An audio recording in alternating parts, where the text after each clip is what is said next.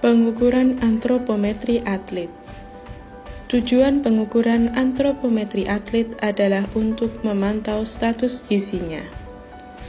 Jenis pengukuran antropometri atlet antara lain adalah berat badan, tinggi badan, indeks massa tubuh, dan komposisi tubuh. Komposisi tubuh dinilai dengan mengukur komponen-komponen badan manusia, seperti jaringan lemak, otot, muskularitas tulang, dan kadar air dalam tubuh. Salah satu penerapan dari antropometri atlet adalah somatotype. Somatotype atau bentuk tubuh adalah keadaan tubuh dari seseorang yang pada awalnya sangat menentukan atau cocok karena sangat memungkinkan untuk melakukan aktivitas terhadap suatu cabang olahraga. Somatotype digunakan untuk menjelaskan dan membandingkan atlet di beberapa tingkat kompetisi yang berbeda. Mengelompokkan perubahan fisik selama pertumbuhan, umur, dan latihan. Membandingkan bentuk laki-laki dan perempuan yang relatif. Dan sebagai alat dalam analisis gambaran tubuh. Komponen somatotype antara lain berat badan, tinggi badan, lipatan lemak trisep, subscapular, supraspinal, dan calf. Pengukuran tulang bipicondylar humerus, bipicondylar femur, dan dua lingkar ekstremitas upper arm girth dan calf girth. Alat yang dibutuhkan dalam pengukuran somatotype yaitu timbangan digital, mikrotoa, skin fold caliper, spreading caliper atau sliding caliper atau pantograf, dan Matlin. Pengukuran berat badan. Pengukuran berat badan dapat dilakukan dengan meminta subjek untuk melepaskan alas kaki dan aksesoris yang digunakan serta barang yang dibawa. Kemudian meminta subjek untuk naik ke atas timbangan, kemudian berdiri tegak pada bagian tengah timbangan dengan pandangan lurus ke depan. Memastikan subjek dalam keadaan rileks dan tidak bergerak-gerak. Catat hasil pengukuran sebanyak 3 kali lalu di rata-rata. Pengukuran tinggi badan. Pengukuran tinggi badan dapat dilakukan dengan cara mempersilahkan subjek untuk berdiri tepat di bawah mikrotoa. Memastikan subjek berdiri tegap, pandangan lurus ke depan, kedua lengan berada di samping, dan posisi lutut tegak serta telapak tangan menghadap ke paha. Pastikan kepala, punggung, pantat, betis dan tumit menempel pada bidang vertikal. Turunkan mikrotoa hingga mengenai atau menyentuh rambut, namun tidak terlalu menekan. Lalu, lihat hasilnya dengan cara tegak lurus.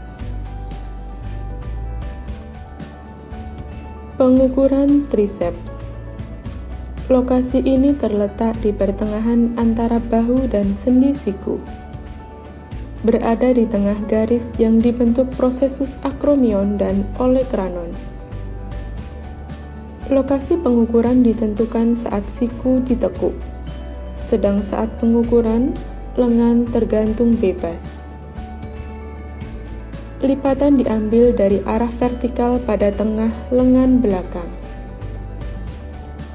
Pengukur berada di belakang responden, dan validasi pengukuran dilakukan 3 kali lalu di rata-rata. Pengukuran subscapular. Lokasi ini ada di bawah bahu, lipatan diambil dengan sudut 45 derajat, berada 1 cm di bawah sudut yang dibentuk tulang skapula. Lokasi dapat dirasakan dengan menempatkan telapak tangan responden di belakang punggung. Validasi pengukuran dilakukan 3 kali, lalu dirata-rata. Pengukuran supra-iliaka. Lokasi ini tepat di atas puncak iliaka atau krista iliaka pada garis midaksila. Tonjolan besar pada tulang panggul sedikit di depan sisi pinggang. Lipatan diambil secara diagonal. Subjek berdiri tegak, tangan tergantung bebas. Pengukur mengambil lipatan lemak pada posterior garis midaksila dan melakukan pengukuran pada anteriornya. Validasi pengukuran dilakukan 3 kali, lalu dirata-rata. Pengukuran lipatan medialis betis. Pengukuran diambil secara vertikal pada lipatan kulit betis medialis. Subjek berdiri santai dengan kaki kanan ditempatkan pada kursi atau dudukan, sehingga dapat menyiku 90 derajat. Betis rileks dengan lipatan sejajar dan sumbu panjang kaki. Pengukuran dilakukan 3 kali dan divalidasi serta dirata-rata. Pengukuran humerus width. Pengukuran jarak antara epicondylus lateral dan medialis humerus ketika lengan diangkat horizontal ke depan dan lengan bawah ditekuk 90 derajat pada siku. Gunakan jari tengah untuk meraba epicondylus humerus, dimulai dari proksimal sampai situs. Sliding caliper ditempatkan pada sudut 45 derajat pada bidang horizontal. Atur tekanan kuat dengan jari telunjuk sampai nilai terbaca. Validasi pengukuran dilakukan 3 kali, lalu dirata-rata. Pengukuran femur width merupakan pengukuran jarak antara epicondylus medialis dan lateralis femur pada subjek duduk dengan lutut ditekuk 90 derajat. Gunakan jari tengah untuk meraba epicondylus sehingga lengan kaliper mengarah ke bawah pada sudut 45 derajat terhadap horizontal. Atur tekanan kuat dengan jari telunjuk sampai nilai terbaca. Validasi pengukuran dilakukan 3 kali, lalu dirata-rata. Pengukuran flex arm gird.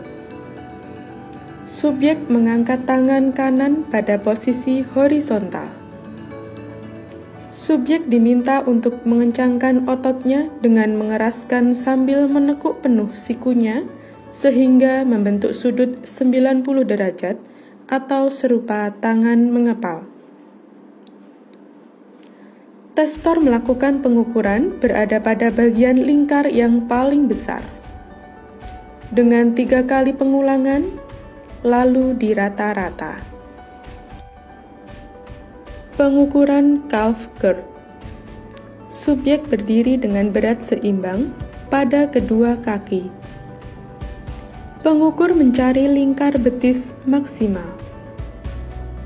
Lingkaran betis maksimal adalah ukuran terbesar yang didapatkan dengan pita pada sudut kanan dari sendi tulang kering.